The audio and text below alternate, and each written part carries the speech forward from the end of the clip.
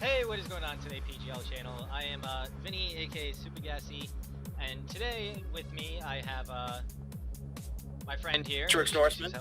There we go. What's up? And today we're doing Week 1 power rankings. This is after Week 1, after we've seen all the matches, knew what happened.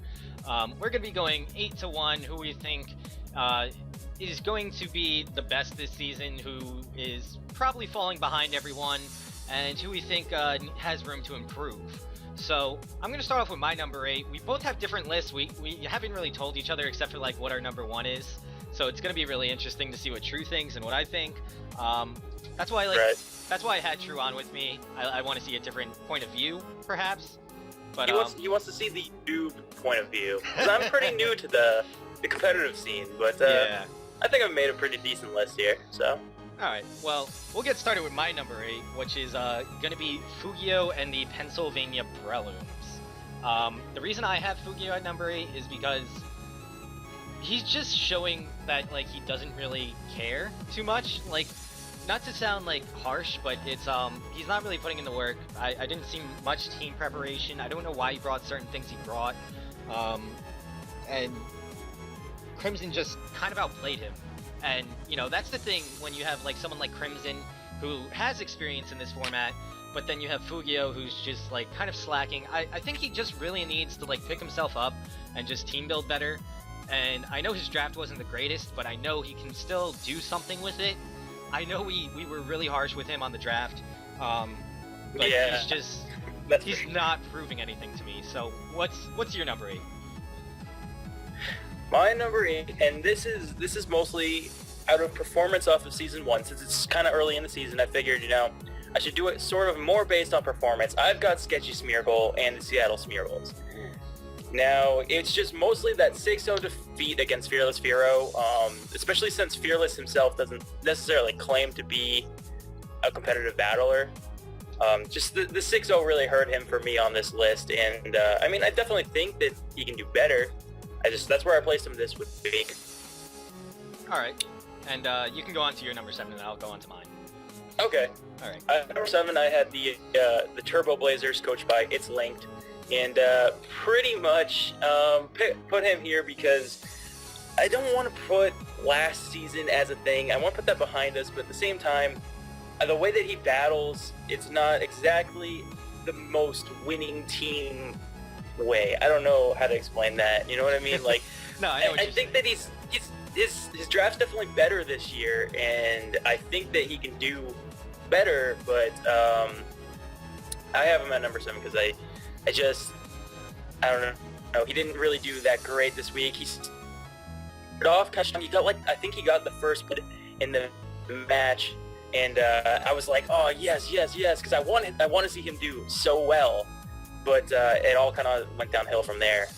Yeah, after the Bungus went down, he was just kind of susceptible to Manaphy, and, you know. Yeah, so exactly. Alright, so I guess we'll go on to my number 7 here, which is going to be Sketchy Smeargle and the Seattle Smeargles. Mainly because he's new to the format. I had high expectations for him. I really did, because everyone's been talking about Sketchy's so good, Sketchy's really good, blah blah, this and that. But he didn't even know about his match until I think like Thursday or something like that, and he wasn't kept up to date. He didn't have enough time to prepare, and I feel like if he continues on with this way, he's gonna keep getting worse and worse, and you're gonna keep losing those 6-0s or those 5-0s and those really big differentials where you're not prepared enough and you're not putting enough time into everything. And I know he's new, but Fearless is also new also, and hold on a minute. Okay, where was I? That's fine. Okay, sorry about that. He didn't prepare. Oh yeah, he didn't prepare, and I know he's new to the format, but so is Fearless, and I feel like Fearless had a lot less competitive. Is Fearless new? I don't know if Fearless was in a league before this. I think he said he was. I'm not sure. Can't really remember. I remember him saying, I don't know if this is his first league or not, but I remember him saying that he's fairly new to competitive battle. Yeah, in general. I knew about that too. I wasn't expecting it to be such a slaughterhouse of a win. and oh, it was nasty. It was destructive, and you know, you can't just get 6-0'd and still be at like number 6 or number 5. Now, the only reason I have him above Fugio is because I feel like he has a better draft. He can work with it better if he just learns how to play with it better. You know what I mean? Like, yeah, he has a better draft overall. I feel he has better chances of not going like totally bad, but at the same time needs better team preparation. So I guess I'll get into my number 6 and you'll get into your number 6, right? Sounds good to me. All right, so at my number 6 I had the TurboBlazers, just because even though Ian lost 5-0 this week, he still played better in this match than I feel he did in any of his other matches Season 1. I can agree with that. I really thought that way because if you watch the match, Powder had Infernape out. Now, Infernape was going for the Flare Blitz, obviously. We knew that watching Powder's side. But on Ian's side, he didn't want to switch straight into Slowbro. And he knew that he could just sack off Sandslash and then bring in Slowbro to see what the Infernape was locked into. Which I thought was genius. Right. I was like, wow, like, you know what I mean? You didn't want to take a Thunder Punch. You knew Sandslash, you know, you're useless. Die off to this, bring in Slowbro. I was like, wow, that's an amazing play. And the way he played the Rotom Frost, even though it wasn't great, he still was working around with it. He knew where to make the play when somewhat. to bring it in. Yeah, where to bring it in, how to bring it in, what to bring it in on. And just the fact that he went for the trick when the Infernape came in, I feel like he should have went for a Volt Switch there. But, you know, yeah. I feel like if he starts post-narrating his battles more and seeing, oh, I went wrong here, or I didn't know about this, I have to prepare better for that, or whatnot, I feel like he's going to get a lot better as the season goes on, and I'm really looking forward to it. But I can't put him higher than anyone else right now, that's all, because, you know, yep. That's it. So what's your number 6? Mine is the Brelooms. They, I felt like, you know, they kept it, at the very least, they kept it to a 4-0. Because, like, based on, like, the other, you know, the people below them, you know, there was the 6-0, there was a 5-0. They kept it to the 4-0, so I felt like that brought them a little bit higher. And I'm going to be honest, when I was making this list, I sort of focused on how they did, and I'm learning now that that's not exactly the way it's supposed to go, so I'm just letting everybody know out there. But you're going to have to bear with me this week. Next week, I'll know exactly what I'm supposed to do. But anyways, so I felt like he did a better job of keeping it to that 4-0. I was unaware that that whole situation you're talking about before. Oh, no, that was sketchy. Sorry, that was sketchy. Yeah. But, yeah, I mean, they kept it to a 4-0. That was enough to keep them above the TurboBlazers and Sketchy Smeargle for me this week. All right, that's fair enough. So who do you have in number 5?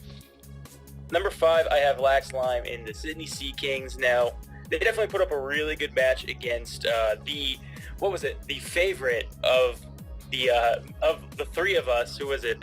Who was with us last time? Kelly was with us. Kelly, yeah. So he was the favorite of all three of us.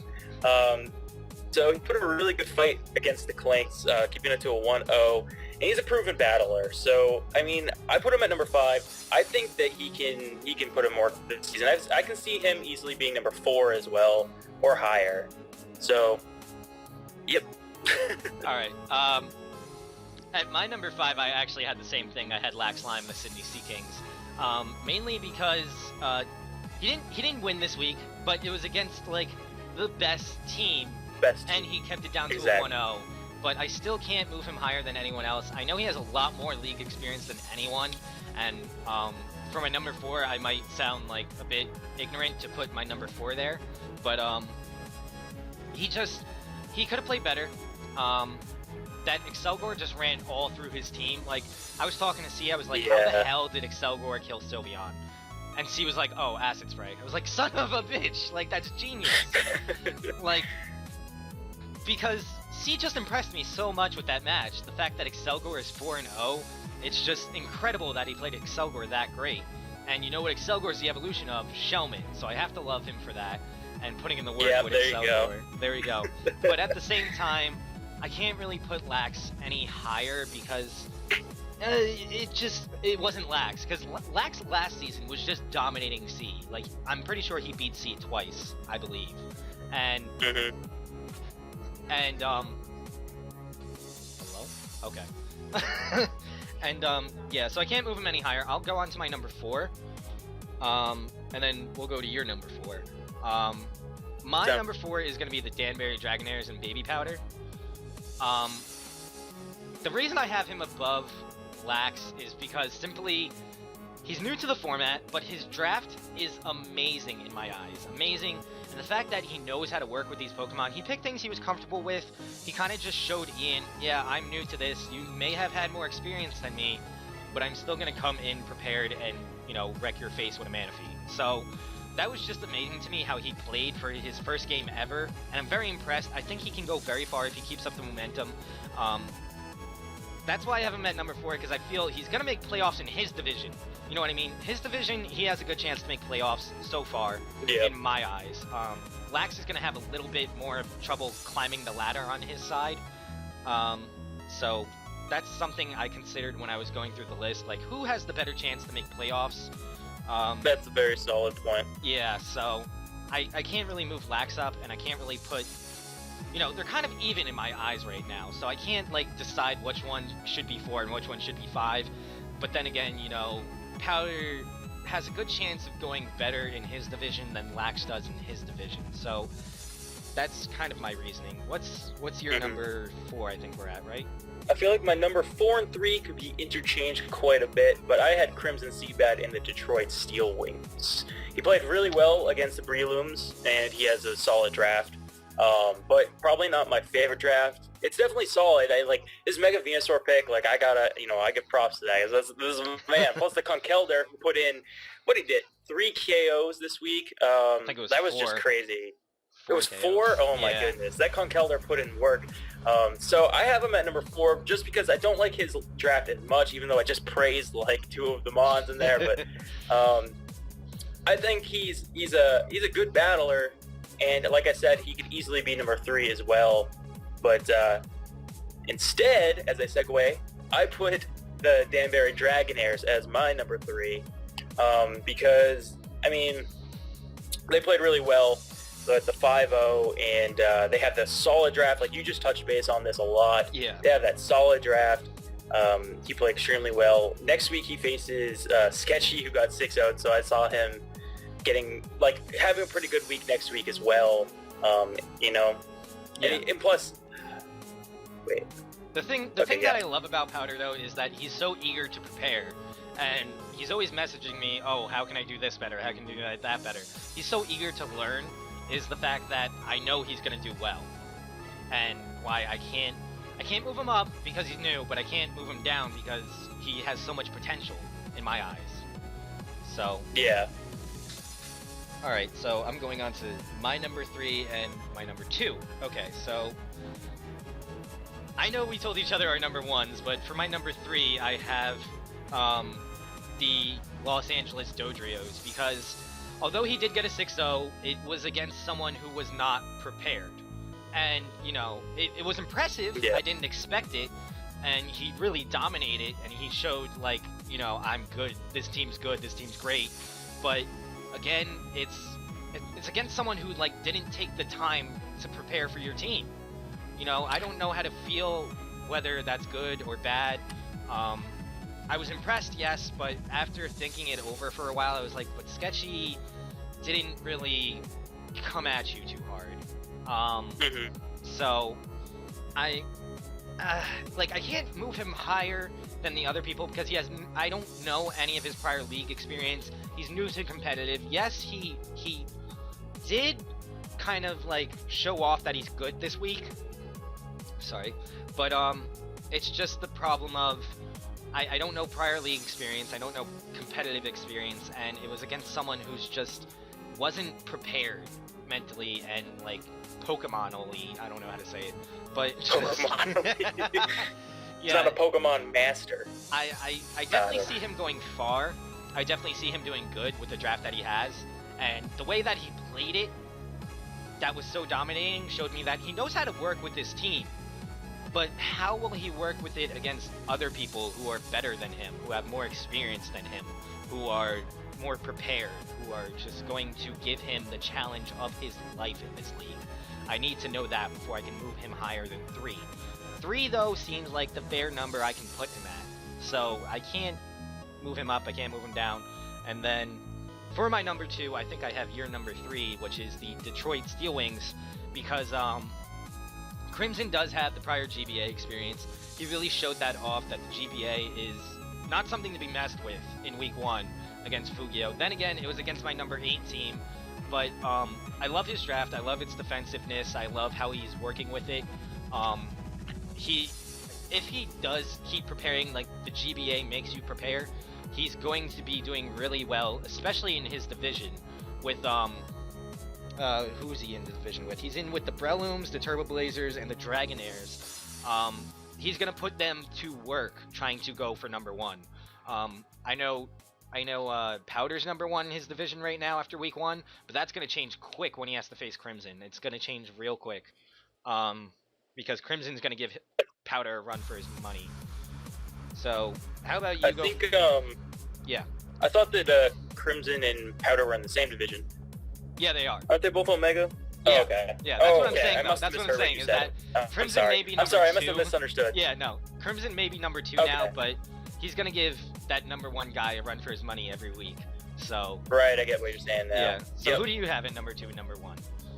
Number 2, I have PuppyC and the New York Klinks. You know he's my favorite of this season so far.